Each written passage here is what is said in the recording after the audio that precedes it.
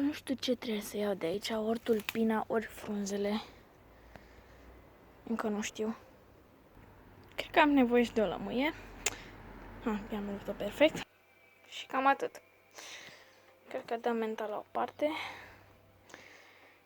Uite, cui trebuie cuțit?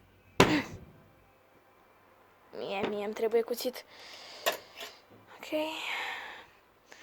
Cuțitul ăsta cred că este foarte bun. Acum o să fac un pic de magie. Ok, gata cu magia. Am tăiat frumoasele bucăți de lămâi. Da. Nu-mi plac să îmbud inima, nu-i plac. Încă un pic de magie. Gata magia. Cred că trebuie să o storc pe undeva pe aici. Mă rog, magie terminată. Sper că e destul. Încă nu-mi dau seama. Mă, ce ar trebui să fac? Cred că ar trebui să-mi găsesc o sticlă. Ce unde poate... Oh. Am găsit o sticlă. Ok. Mie mi se pare cam puțină limonadă, dar cred că trebuie să adăugăm și apă. Așa că avem apă chiar aici. Cred că mai bine așa. Avem mult mai mult.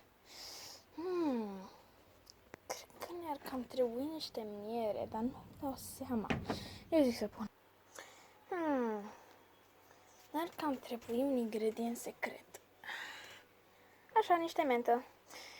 Eu zic că ne trebuie să folosim frunzele, totuși. Să vedem. Poc. Poc. Am zis poc.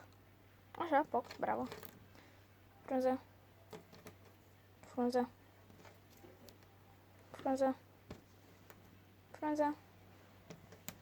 Frunză. Asta nu cred că trebuie pus. Pa, oh, s-a întors la mine, dar pleacă-mă de aici. Așa. Închidem. Sper că am închis bine. Și gata. Avem suc de lămâie. Sau limonadă. Nu știu. Pa!